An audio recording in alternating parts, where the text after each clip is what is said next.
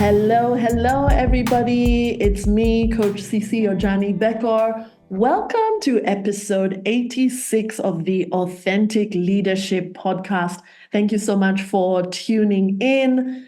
I have really enjoyed having guests on the podcast lately, and today is no exception.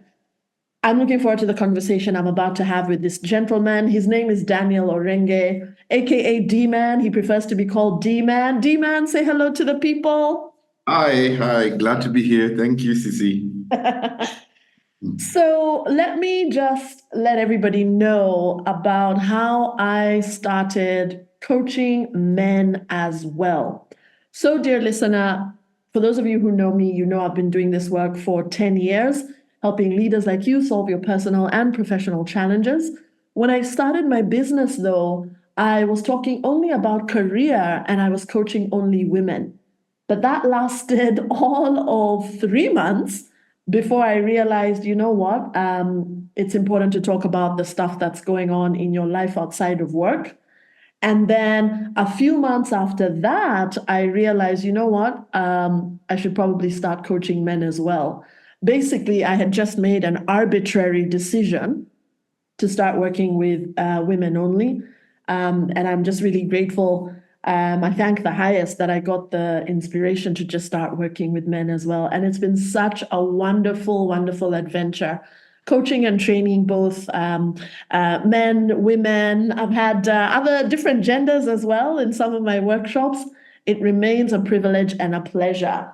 Now, my guest, D-Man, and I met on another podcast run by an organization called Kofisi. It's a co-working space here in Kenya. We got along so well, we hit it off. And in fact, we were actually together on another TV show the day before this podcast episode is recorded. So it's just really cool to be hanging around with this guy. He does voiceover work. He is a wellness coach. He also does dance, helping people to heal, get in touch with themselves through movement, which is so powerful. But this is the best part about D-Man. Because of his voice, he is known as the African Optimus Prime. D-Man, true or false? Well, yes, many people. I mean, it picked on as I got more popular, especially on the platforms like TikTok, like your Optimus Prime, African Optimus Prime. So hey, I ran with it. You ran with it. I actually really love Transformers. I really love that series of movies. But can you give us an Optimus Prime voice, D-Man? Do a bit of voiceover work for us before we get into this conversation. I think I need to get used to this. But there was a demo we did that I love that we used for the WRC World Rally Championship. So I was describing this car, or the car rather, and the introduction goes somewhat like this. There exists a breed of machines that defy the spirit of lead, that defy the limits of speed, agility, and endurance. And there's a time we did an imitation of Optimus Prime, and there's a famous line where he goes, "With the allspark gone, we cannot return life to our planet. And fate has yielded its reward, a new world to call. We live among its people now, hiding in plain sight, but watching over them in secret, waiting, protecting. I have a capacity for courage, but though we are worlds apart, like us, there's more to them than meets the eye. I am Optimus Prime, and I'm sending this message to all surviving Autobots taking refuge among the stars. We are here. We are waiting." Wow, I love that. I love It's harder doing it sitting down. Do you know what? When I share the podcast publicly. There's a guy who helps me create clips, and we're definitely going to use that for the clip. People will be like, hey, who's this person Cece's chatting to this time? D-Man, thank you so much. I've said a little bit about you, but let me hand over to you. How do you introduce yourself normally? Well, it's really taken time, Ojany, to have the right, intro for who I am, but it's slowly picking up. So obviously, I start with what I do. Yeah. So I'm a voiceover artist, and I am the CEO of. I have an advertising agency by the name Sikika Advertising Solutions. Yeah. And accompanied with that, I have an organization by the name D-Man Wellness. Basically, it's a journey through various lifestyles, empowering and encouraging healthy mental, physical, and spiritual wellness using my voice and my experiences as a medium of creative expression. So it all gels down to that. I have giftings in voice. So besides that, I also do public speaking. I'm a public speaker coach as well. Matters Wellness. I'm a fitness enthusiast. I work with organizations that promote dance as well as a fitness alternative. So I'm all about wellness. Yeah. And this definitely stems from my story of alcoholism. Yeah. About 12 years of chronic addiction. So we could say in total, there was 4 years of habitual use as I went down the addiction cycle, only to graduate from university and realize I'm an addict, or I didn't even know then. So I graduated, I had a degree in an addiction. So from there, I wandered this earth for 12 years, struggling with alcoholism. Alcoholism is deep. It's not just, people would at times perceive it as just the love of alcohol, but it's not that. It literally is an addiction where you cannot do without your drug of choice. Yeah. Let me jump in here real quick, D-Man, just pulling from what you've said. You graduated from uni with a degree and an addiction. So you started drinking very young. Yeah. Yeah. And it's something that, of course, alcoholism is a global problem. Here in Kenya, you and I were both raised here in Kenya. We do start drinking very, very young. I started, I've never had an alcohol addiction, but I did start going out and drinking when I was about 15. And this is what's so crazy, D-Man. 15 is actually old by Nairobi standards. Yes. Yeah, so I was in the second form in school. That's actually old by Nairobi standards. So unfortunately, in this city, in this country, we do start drinking very young. Yeah? Yeah, that's true. I don't know. Things just changed. I don't know when this actually started. Yeah. Because as far as I'm concerned, based on how I was raised, there was, I was looking forward to 18 to be able, but it also depends with how, your parents were. My parents were, my dad, to be specific, was quite the dictator, Yeah. It's, when we talk about these things now, we understand where he was coming from. Yeah. We understand why he was too keen on other particular things, because I think he had seen what life had dealt him.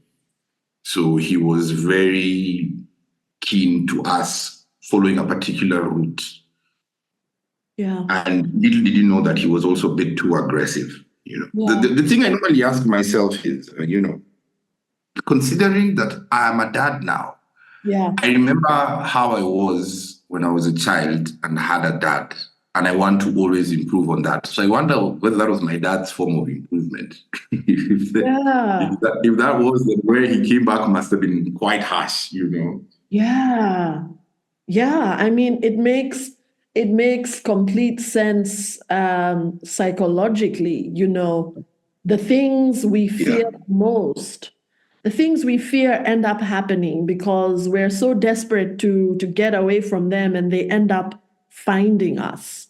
They end up finding us. And the farther back you go, the more there is a history of violence, maybe even not in an individual's life, but certainly in the culture that they come from. So I've had conversations, D-Man, I've had conversations with so many people who today are impacted, for example, by colonialism, because a grandma or a grandpa had it out with the colonialists.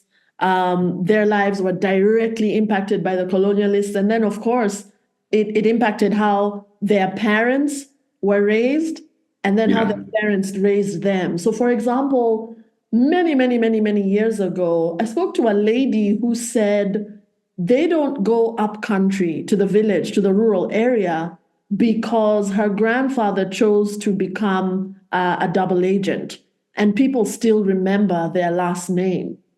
I was like, wow. I heard from somebody else who said they were in the US with a parent, their mom, and the mom was there for treatment. And the mom was really struggling in the morning to get up and go to the hospital. It was such a fight. And this person just sat their mom down and said, "Mom, what is going on? What is going on?" And you know what the mom said, D-Man? Mom said, waking up that early in the biting cold reminded her of when she was a little kid on some colonialist's farm, handling the flowers or the something on the farm. And I was like, man, that is deep. So the further you go, there's always some form of violence. There's always some form of violence. The world was a pretty wild place. And those people give birth to people who give birth to people who give birth to people who give birth to us. Right? Yes. So having compassion for our parents is definitely helpful. Having compassion for our grandparents is definitely helpful. But then everybody has to do the hard work of healing, if that's the word you want to use. And I'm curious, D-Man, I'm curious, before we get into why you started drinking heavily, let's jump ahead and talk about what made you realize you needed help, because that juncture in a person's life is so, so important. What made you realize you needed help? When we go to what made me realize, I mean, because many a times, obviously, as an alcoholic, you show early signs. Like from uni, my friends ladies, even my friends, just my homies used to tell me that, okay, you drink a bit too much, Wow. Evidently because I used to black out. And I used to black out not because I used to drink in excess. I used to black out because my body would react to the alcohol differently. I had a low tolerance. Wow. So this should have been a red flag, for anybody who is listening to this and is at that point where they keep on blacking out. That is a red flag. Your body is warning you something. So obviously our culture has been infiltrated, even from the conversations we have had, Cici. Our culture was infiltrated, and we have a culture that promotes daily consumption of alcohol. From the advertisements, there was an advertisement, you say, mbili kama kawaida, have 2 every day after work, And so that's one of the things that many alcoholics battle with, trying to prove that it's more responsible drinking and not an addiction. So that actually pretty much covered most part of the 12 years. But I did know I have a problem at some point, I can't quite pinpoint where, but because I ended up like I started using multiple substances. There's cat. In Kenya we call it mogoka. It's the leaf, Yes. or the leaf of the cat. The miraa. Yeah. So I used to do it. I found myself when I couldn't afford to drink. Now after university, I did an alternative which was readily available. And cat is a stimulant, very strong addictive stimulant. So I got into that, and obviously after that, you need maybe a mild drink, just a little bit. So where I believe I knew I needed help is when I think the second time I went to hospital, because even the first time I went to hospital, I was admitted. I just thought, hey, I've been overdoing it. I need to slow down. Right. But even after a hospital visit, you realize you can't slow down. Yeah. So it was always excuse. I really don't think I felt like I really needed help up towards the point where I went to rehab, when I felt like, okay, this is enough, which is in 2020. Because there was always an excuse, like, I'll try and drink beer. Yeah. I'll only chew the miraa and the cat. But it never, in a day or two, I'd be back to the spirits, back to also smoking the marijuana, because it's always chasing a particular high that you can never get, Yeah. You only experience it once. And let me just pause the tape there, D-Man, because I can understand how hard it is to realize you have a problem, because weekday evenings, weekends, we're out, gathering, catching up, having fun, and there's always booze there. Exactly. So it's not like you're the odd person out. When you're the odd person out is when you realize, okay, this is, maybe I need to check myself. But when it's so normalized, when something is normalized, when something is normalized, it's like burnout. It's like how burnout is normalized, and people overworking. That is normalized. So if a person is now trying to be like, hey man, I need to ease back on this and that, you're just looking around going, yeah, but everybody's doing it. So But it's doing it. It doesn't help. I'm telling you, and then the thing is, you feel like when everybody else is allowed to consume, you're not allowed because there's something wrong with you. Yeah. Not that there's something wrong with that thing. It's you. Yes, exactly. It's you. So you find you're defending yourself too much, rather than everybody trying to say, I wish we could get to a point where we say, you know what, there's a problem with alcohol. It's addictive. It causes this and this damage.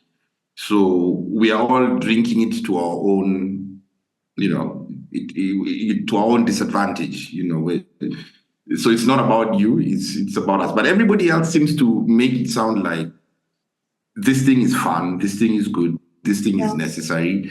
So you're the problem. Yeah. So you need to stop. Don't spoil the fun for us. And even when I'm in my journey of sobriety, that's one of the things that I needed to do. I read a book by this lady called Annie Grace, and it's called This Naked Mind. And she basically breaks down the subconscious thinking around alcohol.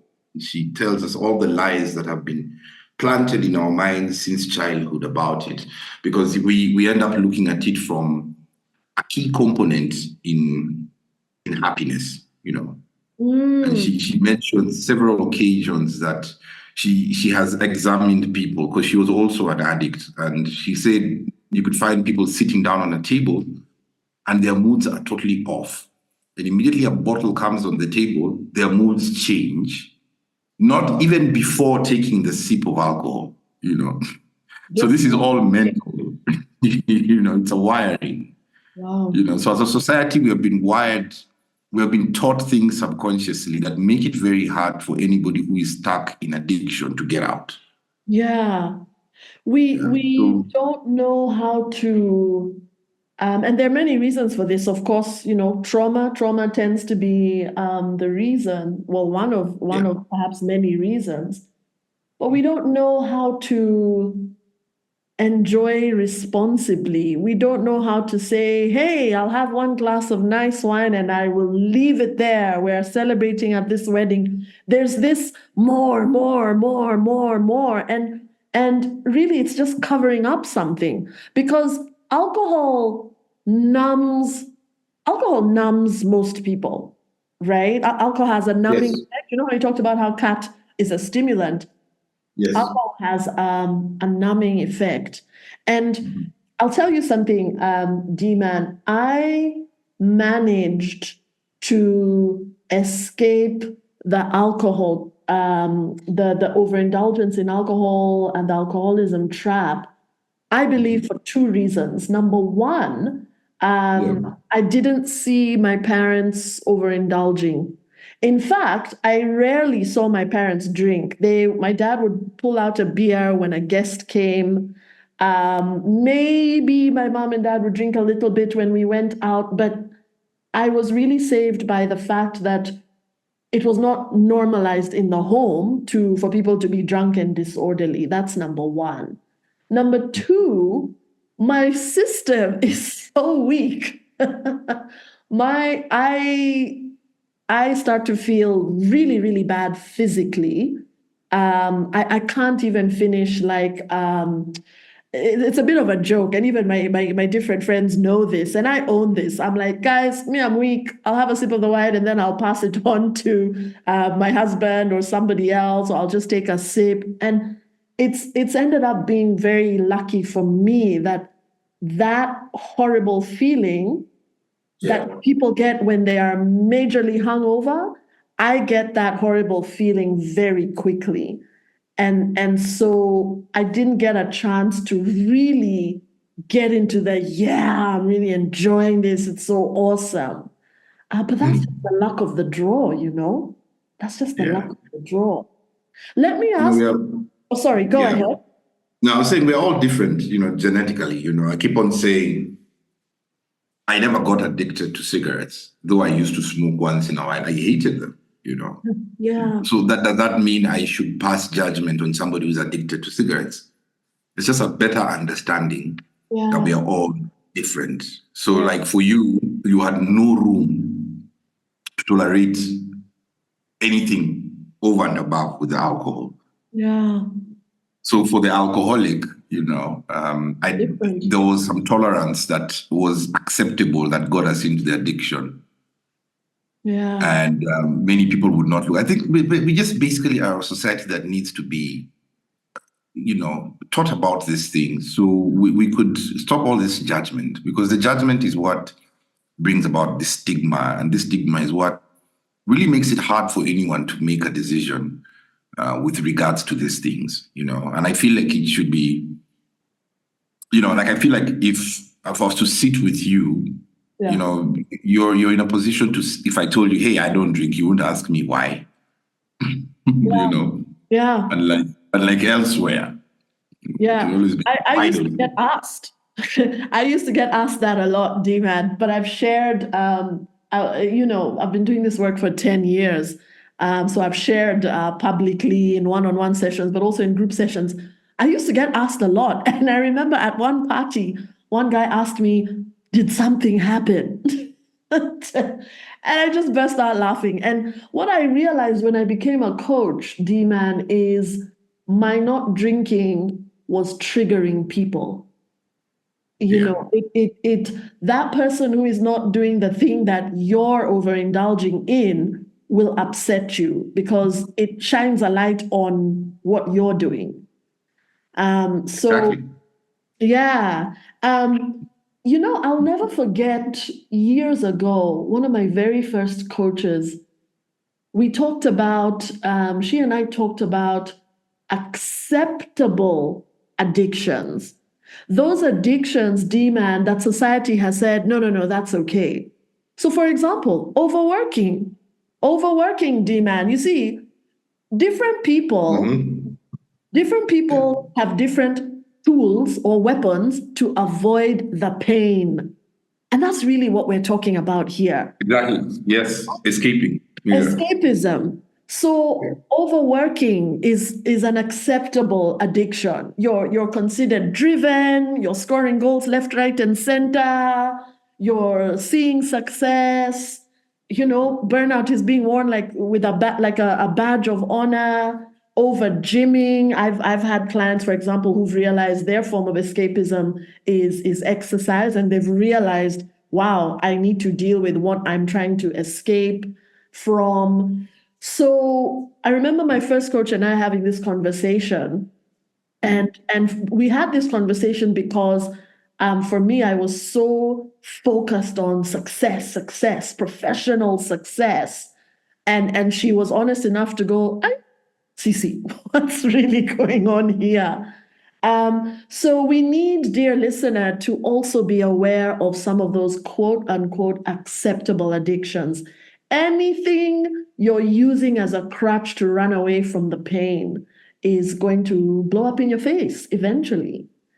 I'm curious, D-Man, you mentioned a story. You and I have talked a number of times before, and you told me once a story of how it was one of your former bosses who sparked your journey into rehab. Can you share more about that? So, I'd finally gotten a job where I had worked my way up for about 3 years from an agent up to the head of sales. Yeah. And this was some of the things that made me sure in my heart that I'm okay. Though I also knew I'm not okay. Many a times, there are days I dreaded showing up for meetings because I'm super hungover and, withdrawals are in excess. Wow.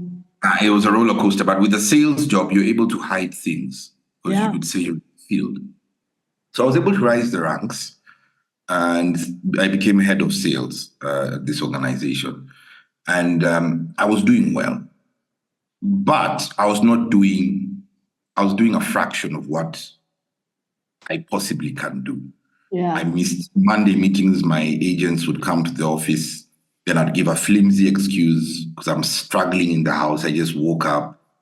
And so it got to a point, but I honestly just thank God for this because we had just formed a partnership with a company that distributes alcohol. Wow. And we were going to go to all their clients and get them to use the solution we have. So I was going to head that.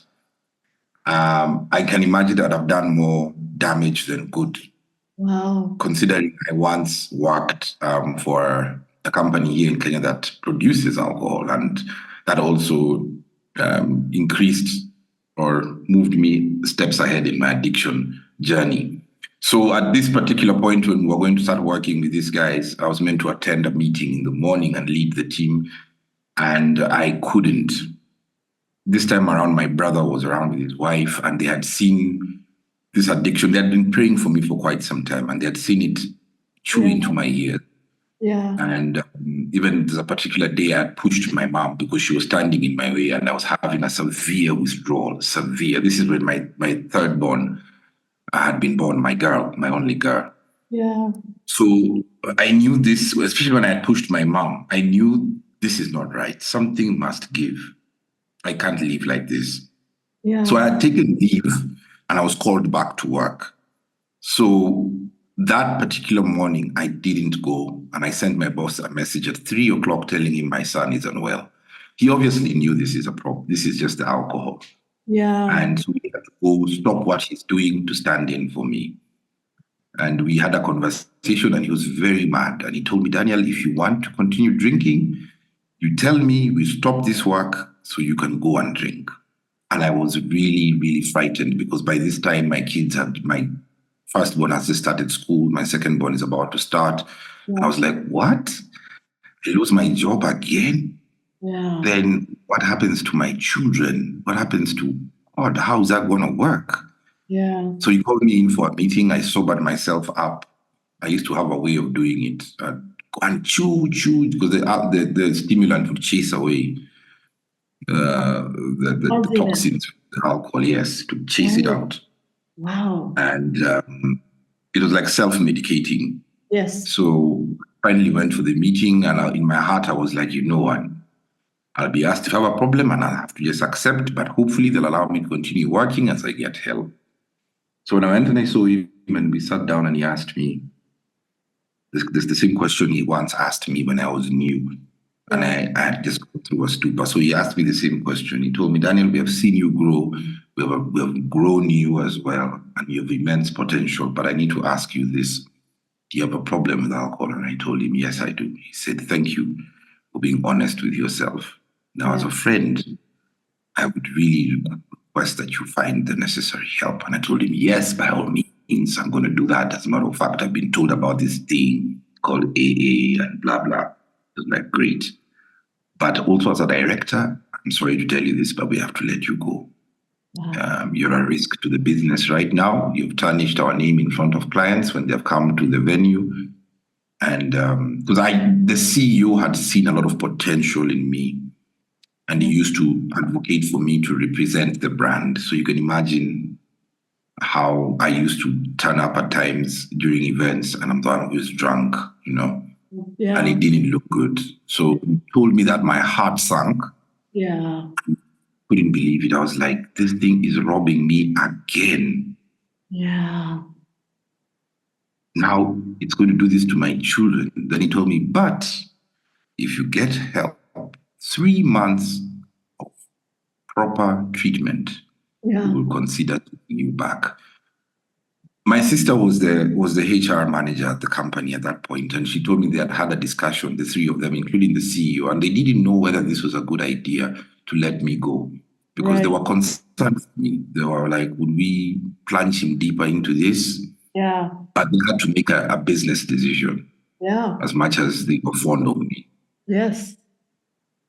So I left the office with my dismissal letter. I still have it till this very day. Yeah. I always look back to it. And I remember that day walking on the road, and I was going to go chew. And I was going to chew, I was telling myself, I was crying on the road, and I was asking God, why me? Yeah. And from nowhere, I felt my head being raised, lifted up, like lift your head up. And I pushed my chest out, and I felt, I don't know, I just can't explain what was going on at that point. I feel like it was a spiritual intervention. Yeah. Like, Daniel, you got to do what you know you got to do. I said, you know what? I'm then going to go to this rehab. I finally had the guts to say it, though I didn't understand what rehab was. And because I really fought the idea of doing it. Yeah. And I was like, but there's a time I was open to the idea, but my concern was how will my family be taken care of? Right. But this time I said, you know what? Something must give. Yeah. And I said, this is the only solution I know right now. And I know I cannot do something that requires me, that will still have me at home, because I cannot beat the mental dependency. Yeah. I needed to be enclosed somewhere. Yeah. So I sat down with my wife, and she already knew in her heart that I've lost the job. And I told her I want to go to rehab. And she was like, no, you don't have to. You could just do this AA. And I told her, no, I need to. And I can't believe I was actually adamant. And I was like, no, I need to. And I spoke to my brother and my cousin who supported me. They were able to sponsor me into doing it. Yeah. That's why rehab is a collective thing. You know, families need to come together the way they come together for funerals. Yeah. Wow. You come together to help somebody stuck in addiction, take him to rehab, especially when they're willing. Yeah. You know, there's so much you said there, D-Man. And one of the biggest things that jumped out to me, this is the true meaning of tough love.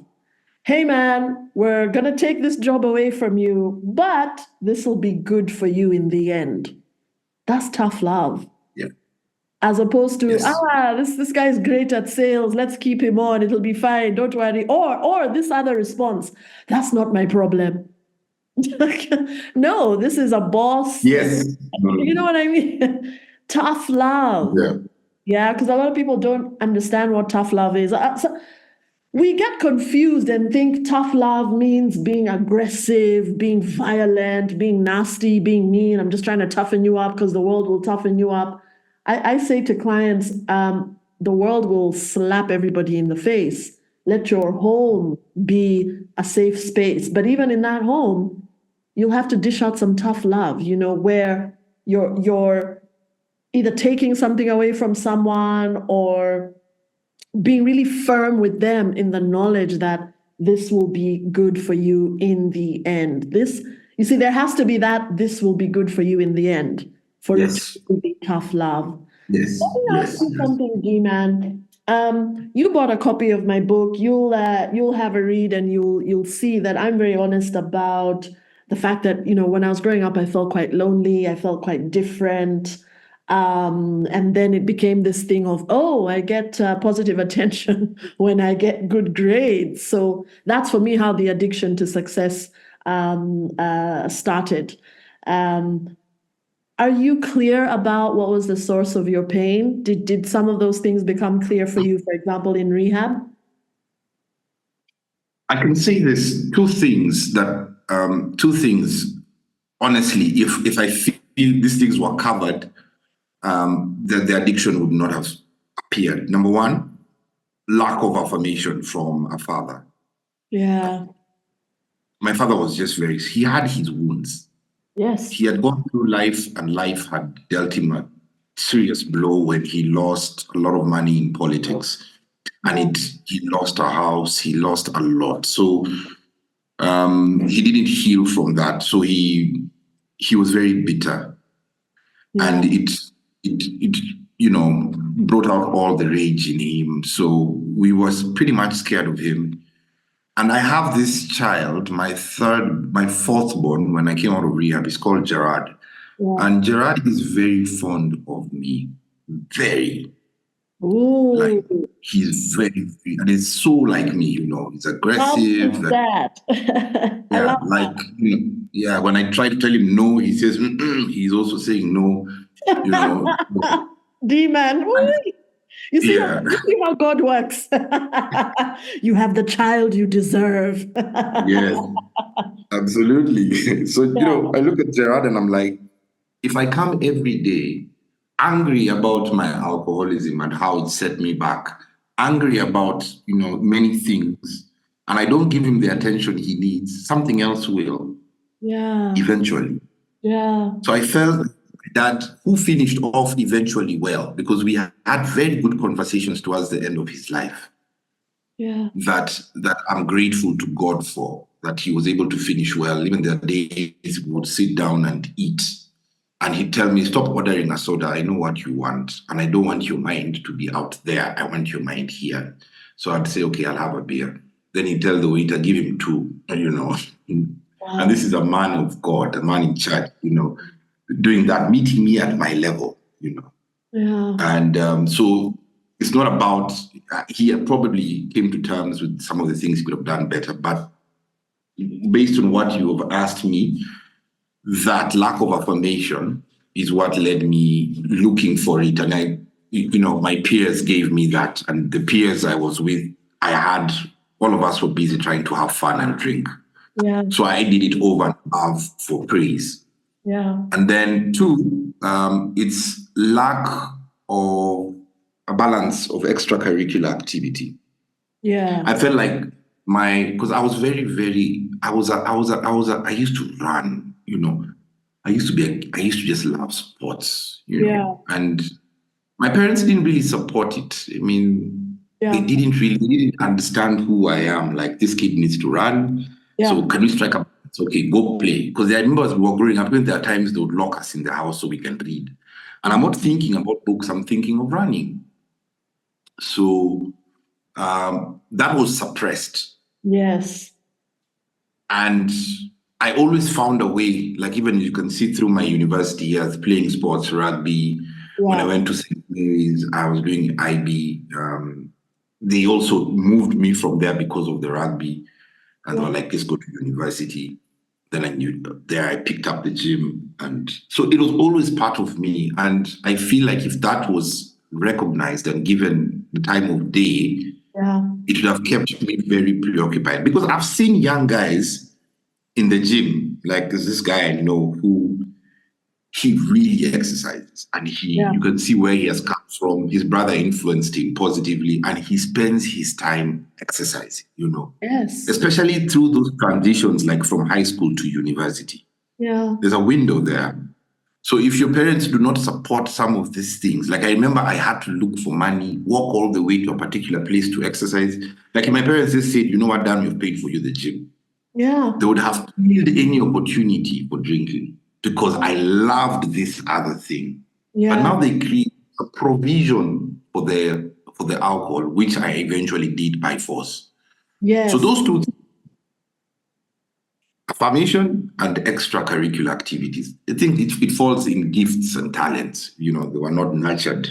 Yeah. And if those things are not nurtured, there's a gap that is there, filled by the wrong things. And let me just pause again there, because you've said so much. And for those of the listeners who follow me and the podcast, they hear me say this a lot. We're adults now. We're not blaming our parents. There's so much our parents didn't know that we know now. We're just acknowledging that this was my experience. And I like to make this joke, D-Man, where I say, I know it's boring, but we all have to do the work to help ourselves, right? Irrespective of what your parents did or didn't do. But that's part of the tough love that the universe, God, the highest, offers us. Like, hey, go through this tough thing and you'll come out on the other side a superhero, an elevated version of yourself. Then there's something else you said, D-Man, which is such a triggering factor for any Kenyans who are listening to this, because I have clients from all over the world. Audience is global. But for certain people in certain countries, this word politics, man, it is such a trigger. When you're getting your coaching accreditation, one of the things we're taught is it's important to look at the environment the client is in. It's important to look at the environment that a human being is in, because sometimes it's not you. Sometimes it's the environment. And we Kenyans we like to joke, but it's very real that this country is for character development. Like, not a day goes by that something in Kenya is triggering you. So it's for character development. But politics has really, its tentacles are everywhere in this country, everywhere. And, there's nothing in and of itself that's wrong with politics, but when it becomes corruption and ineptitude, it really has an impact in people's homes, inside people's homes. My mom, and I'll just share this, dear reader. My mom was a CEO for a government agency when I was growing up, and she lost her job simply because of politics. She was from, quote unquote, the wrong tribe, and my mom had built this organization up from nothing into a juggernaut. And so, for those who are not in Kenya or from such countries, there's some countries where you can ignore politics. It's affecting your life, but you can ignore it because you're just carrying on with your life. But then for some of us, like those of us in Kenya, its tentacles get into individual people's homes. It's quite intense. And there's something else you've talked about, D-Man, which is so important. There are different types of intelligence, and a lot of people still don't realize this. What you're talking about is what we call body intelligence or kinesthetic intelligence. The people and the athletes of this world have body intelligence. These are the people who, to sit down in an office all day, every day, it will break them. They want to use their bodies, and their bodies are freaking amazing. So your Serena Williams and the things she's able to accomplish, the Kenyan runners and athletes, Kipchoge and all the rest of them, they do things with their bodies that the rest of us can't do because they have body intelligence. And it sounds like that's what you have, D-Man. And of course, once again, dear listener, many of our parents did not know these things, right? It's called the theory of intelligences. And there's multiple intelligences. And the thing to do now is to pay attention to what your kid seems to be drawn to. For example, I love to read. Yeah, I have word intelligence. Put a book in front of me and I'm good. I'll finish it and I'll comprehend and I'll understand and I can communicate very well. But not everybody's like that. Some people are intelligent when it comes to math, numbers intelligence. Some people have environmental intelligence. So your folks didn't know this, D-Man. They just wanted you to study. They wanted you to study. So thank you so much for sharing honestly about the source of your pain. But now, D-Man, you're being incredibly vulnerable and incredibly powerful. So let me ask you this. Why would a man listening to this episode right now, why should he be vulnerable and honest about, number one, his struggle, and number two, how he got out of it or how he can get out of it? What have the benefits been for you to just be honest about your story? The Bible says confession brings healing. That's one of the ways I could express it. But even from the psychologists, it's a very known fact that when you come to terms, one of the things before I went to rehab, one of the things I knew I had a problem. So I needed to understand what exactly I'm going through. That's one of the things people we live with things rather than research them. So I called a doctor friend, cousin of mine, who told me to speak to her husband. I spoke to a few people who educated me and were able to separate me from the addiction. So they told me, this is what you are suffering from, So that knowledge gave me capacity to make some decisions. The problem is that we attach ourselves to these things so much, or we have been attached to them by society. You are this. Let me pause there, D-Man, because what you've said is extremely, extremely important, and I don't want the listeners to miss it. And this is something we're taught in coaching as well. You are not your problem. You are not the problem. The problem is the problem. And if we look at it that way, we can analyze it and go, this is what will help solve the problem.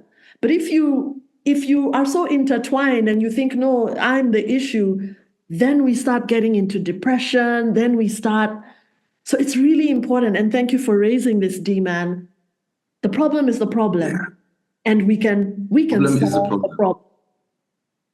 Go ahead. Yes, once you understand that, it removes all denial and you're able to deal with the problem. So I was able to understand that this rehab will sort out this, give you a chance to sort out this addiction that you have developed. Your body has now developed an addiction and this and that. So I was able to understand it. When I went into rehab, I was able to understand the science behind alcoholism, what it does to the brain, what predisposed me to it.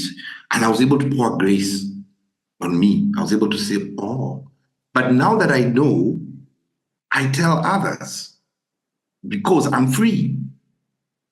So one of the things about being vulnerable means you have understood what your predicament was. And now that you're free, you want to share. And when we do the 12 steps, one of the things they say is you have to share your story.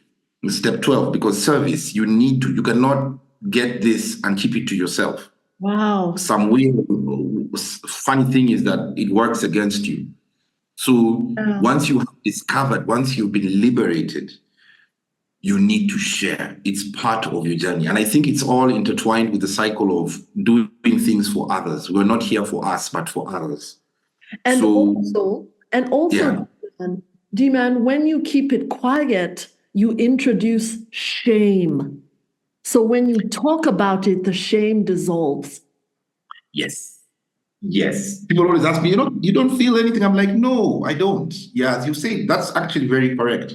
Yeah. The shame drops, being vulnerable. And people, it's not about getting a microphone and going on stage and saying, hey guys, I've recovered from sex addiction. No one is saying that. It just starts by telling your friend, Yeah. one person in your inner circle, I have battled sex addiction and now I am free. And this is what I know about it. Before you know it, the confidence grows and you're able to help as many people as need be. Yeah. Based on what your calling is. For some of us, our callings are different, Yeah. and it aligns with our purpose to do it as loud as possible. Yeah. Based on the gift God has given us. Yeah. Yeah. So being vulnerable is essential to healing. It's essential to freedom. And you never know. One of the things is you never, they say, when a child does something for someone else, how good it feels. Same thing for us. I've shared my story, and there are times I've been somewhere and somebody walks up to me and says, I saw your video somewhere and you have no idea how it has helped our community. I'm like, what? Yes. So it's bigger than you. It's bigger than you. It's much bigger than you. So yeah. Let me share a hilarious but powerful story, D-Man. Dr. Dre, the American hip hop producer and rapper, shared a story once, and I saw this myself with my own eyes. It's not something I heard. He was on one of these talk shows, and he shared how he was traveling somewhere, and a group of nuns, Nuns, came up to him in the hotel. And they were like, oh my gosh, can we please take a photo with you? And he's like, what? You're nuns. I cuss and swear in my videos. Like, how is this happening? And you know what the nuns told him? Yeah. The nuns told him, we work with young kids and they love you. That's why we want to just thank you. They love you. They admire you. Your artistry, your talent, your music, that's why we want to take a photo, because they're just going to be like, oh my gosh. Wow. It's bigger than you, man. It's bigger than you. Let me ask you just a few final questions, D-Man. What are some of the gifts you now have, in your marriage, with your kids, in your work? What are some of the gifts that vulnerability and walking this journey have given you? I mean, obviously, the state of wellness that I have has allowed many things to thrive. Yeah. My gift of voice has thrived and it's doing quite well. I can imagine. I look forward to meeting, what's his name? Morgan Freeman one day. Yes. I really look forward to meeting him. I get inspired by his work. Yeah. Obviously, in my family, one of the things is that, there's always, with change comes resistance. My wife was also trying to understand, who is this new man? I know he's been there, but, she had the other side of me for many years. Now, this man is more present, more dominant, because, she had to find a way of stepping in as well. So there was a bit of power. There was a bit of a battle there. Yeah. But it's all good because now our marriage is slowly aligning itself to what it originally should be. Yeah. My kids look up to me, Yeah. I can tell when I take them to the bus, you can see how kids are looking at me and saying, there's Papa so-and-so, and I've been able to be very active in their life. When I go to their school, there's so many things I do there. But make them look up to me and say, yeah, that's my daddy, So I'm grateful that I have the chance to do this, and they can only become better than me, and then being vulnerable allows me to connect with them, because I was able to tell them the truth about why I went away for 3 months. Eventually, we had a conversation, and I told them I had not gone to school. but I went to a school setup because I was battling alcohol. Obviously, in school, they've been told about alcohol and cigarettes are bad, but now I give them my real life experience. And they used to see, Yes. especially my firstborn, they used to see me suffer and grapple with this thing. They used to see Yes. some of these things. And I tell them, Dad used to be like this, it's because of this and this, but now he's like this. So they can see the difference. So I'm sure they're able to make better decisions going forward because of I've been, able to be open and vulnerable with them about my experiences. Yeah. Oh my goodness. I love this. I love this. When we leave gaps in our children's minds, they make up stories. And unfortunately, stories that are made up are usually negative. Like, oh, dad left because he doesn't love me. Absolutely. Yes. Dad left because he doesn't love me. Mom left because I'm not good enough. But, it's all just stories. But as parents, if we can be real, we can do some very, very powerful things. That's why I wrote my book, D-Man, and I hope one day you will write a book too. Or have you written one and I don't know?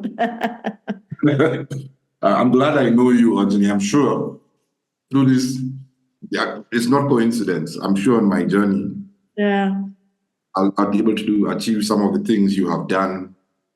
And I'm sure there's a lot of guidance you can give me because you've done this for many, many, many, many years. Yeah. Every time I sit down with you, I learn something. I know. Same here, D-Man. Thank you so much for your time, your energy, your attention. I am going to share about this podcast episode far and wide. I will let you know when it is released so that you too can share it in your networks. D-Man, do you want to log us out with some Optimus Prime-ish type voice? I should stop. I should really stop. But please, indulge us. Indulge us, D-Man. Say goodbye to the people in your Optimus Prime voice. The podcast was called the Leadership Podcast. The Authentic Leadership Podcast. All right. You have been listening to the Authentic Leadership Podcast by CC Ojany and D-Man. Yay! Thank you so much, D-Man. I'm sure you and I will continue to cross paths. I have really learned a lot from you. I've so enjoyed this conversation. Thank you for your realness. The world would be a completely different place if men were given permission to just be real, to be weak, to be strong, to overcome. So thank you. I know this is going to inspire a lot of people. Thank you so much. Thank you so much, dear listeners.